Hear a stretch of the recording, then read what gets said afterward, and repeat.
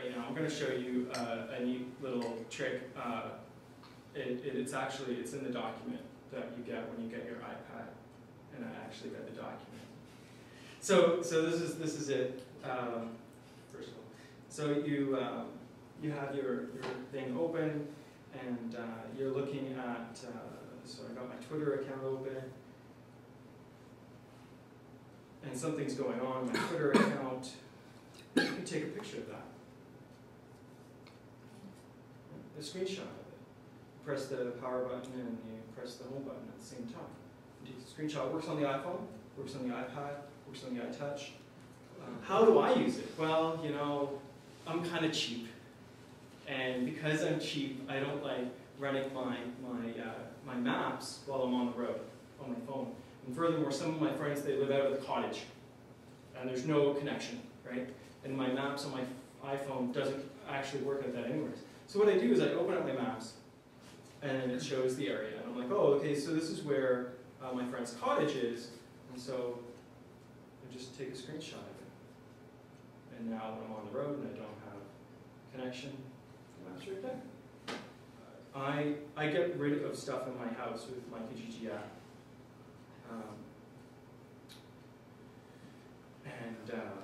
So the app is really nice. I mean, you can use it as a website, but you can use the Kijiji app, and it has a lot of features. The thing I want to talk about is something called Gravatar. Gravatar is a globally recognized avatar.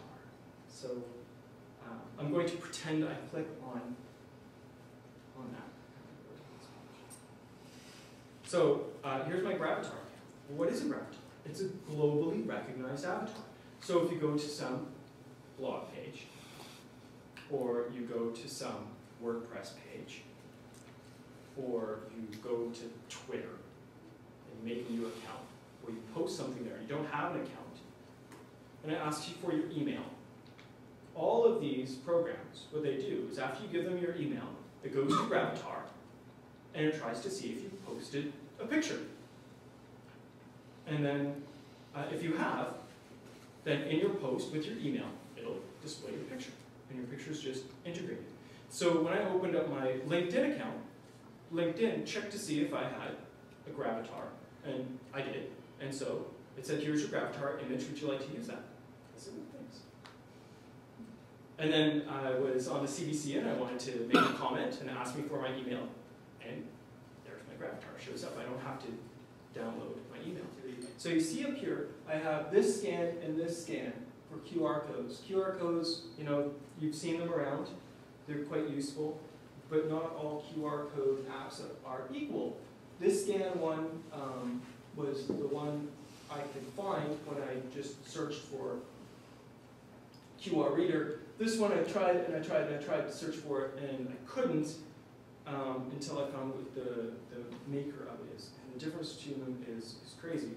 This scanner here, first of all, just died. Let's try that again. It allows you to scan and it gives you a history.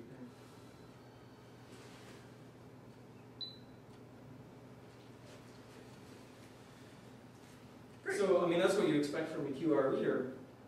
But what's neat is with this one, you know, you can have favorites, but there's also a creator. And so we're talking to this gentleman in town, and he talked about, oh, here's this QR code I had, and I paid $2,000 for it to be made. And I'm like, well, why don't you just... So anyways, in this app, which is free, you can go and you can make a QR code, and you can you know, press the plus, and you can say, okay, well, I want a QR code, or a URL, or just text. So let's make a QR code as a text and say, hello, AppDev, create. And there it is. So there's my new QR code, and then I can click on it to show it, and I can share it. You know, I can send it to email, help me get it out of my phone. But even if I can't find that share button, I can always just take a screenshot, right? The access to that particular app, though, you're saying you need to know the manufacturer. That's right. So the manufacturer of this is Tap Media.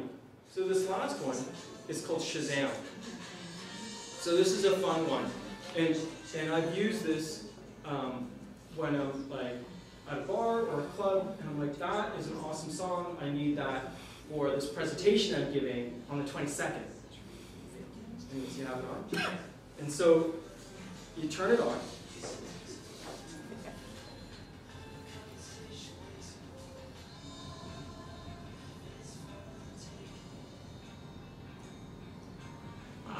Is that it?